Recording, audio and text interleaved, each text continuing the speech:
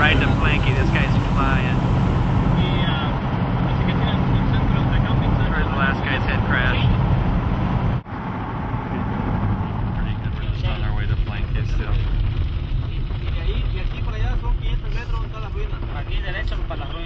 Ajá, muy bien.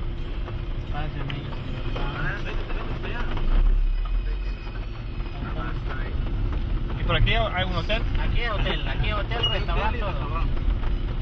Ahorita la vamos a pedir información. Hey, it's bueno. Alright, let's see.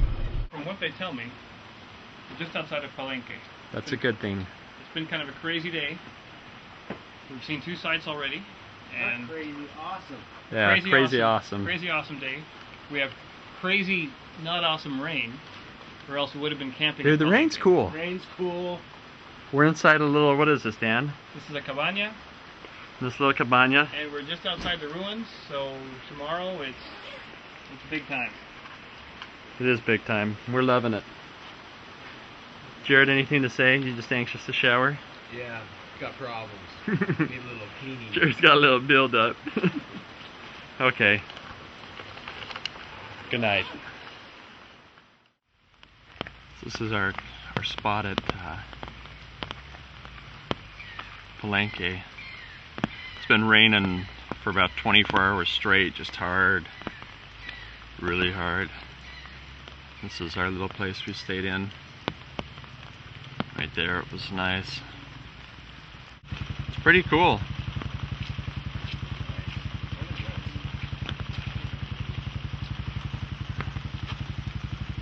Yeah, the umbrella. It doesn't feel that bad. Nah.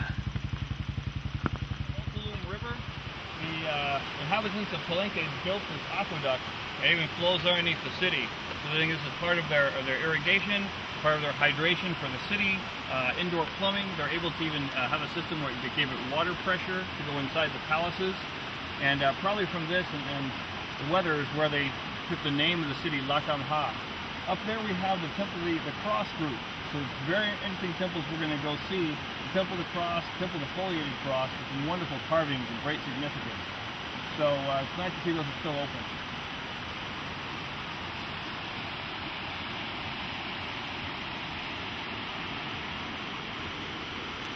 Pretty sweet. Sweet. Welcome to Palenque. The rain's died down just a little bit now. It has. Yeah, the rain's pretty much stopped. That's good. It is.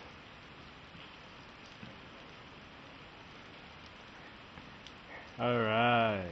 Cross group. This was built by Pakal's son, Khan Balam. It was built in 792 AD. And this is the Temple of the Foliated Cross. Quite famous because of this inscription here. Hopefully you can see it.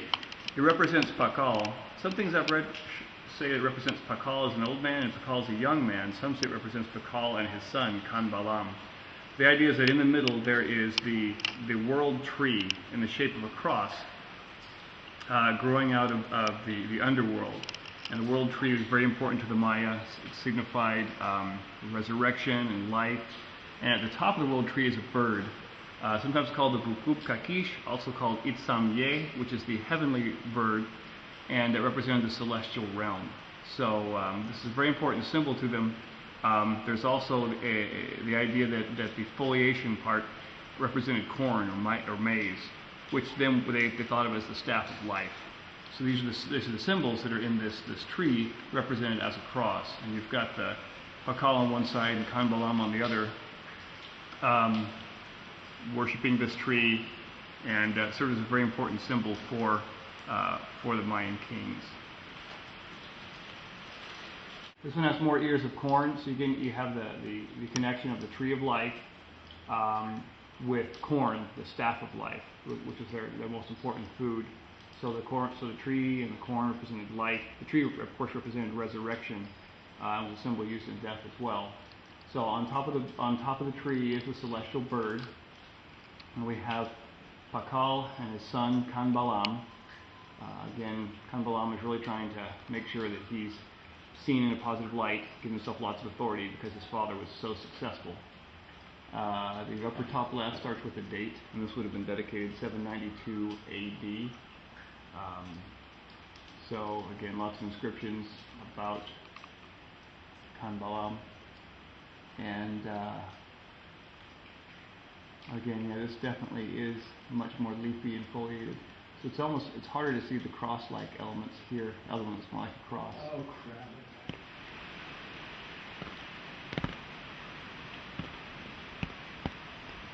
Getting a little wet up here. Here we are in Palenque. Actually, this is La Campa, which is the ancient name of this site. Palenque is the name of a town the Spanish founded pretty nearby. But La Campa is the Mayan name, which means big water. And if you look around, I think you can see that. There are aqueducts, and there's a river, the Otolum, that runs through here. They used aqueducts for irrigation, for sanitation, sweat baths, all kinds of things. But it rains a lot, so water's not a problem here.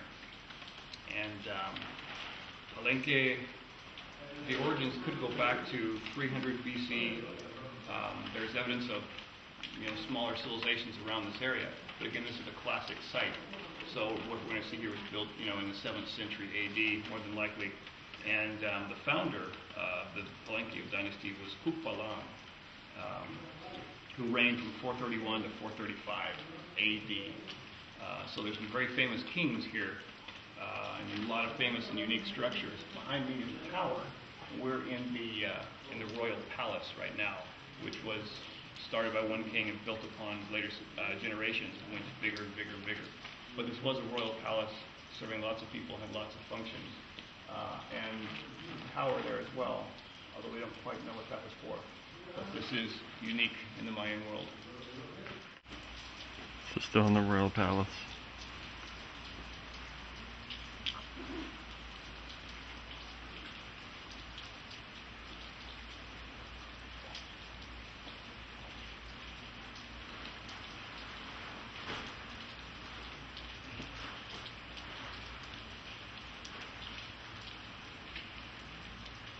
There's some really famous sculptures here in this courtyard in the royal palace.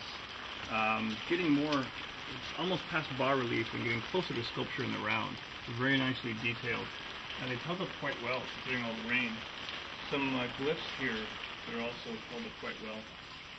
Very famous building. This is the Temple of the Inscriptions.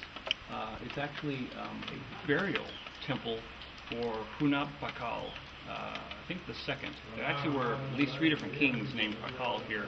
There's one that's very famous who was buried in that temple. The temple, they're not letting us go up right now. It has a lot of interesting features inside. There are images on the outside pillars of Pakal and his ancestors. And there are writings, hieroglyphs on the very far edges that I think have worn off. Inside are 3 different panels that have, I think, one of the longest continuous Mayan texts, 620 glyphs. So this actually is the burial place of Pakal. It was the first such thing really discovered and made known. And until 1952 is when his tomb was opened. There was an archaeologist named Alberto Rus who was working up there and noticed a stone with holes in the floor. And he picked it up, and there's a chamber, a stairway going down and down and down, and that's where Pakal's tomb is. One of the finest examples of a royal burial. It's a huge, very famous slab, many, many tons over the top that shows Pakal dying, going down to the underworld, and the world tree growing up as a symbol of resurrection. Also has cosmological signs, symbols of his ancestors all around. So it's very famous, that tomb, which I'm not surprised that we probably won't be seeing. He's scratching his head.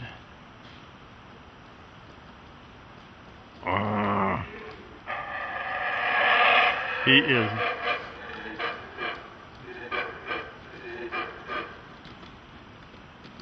Keep it up, buddy.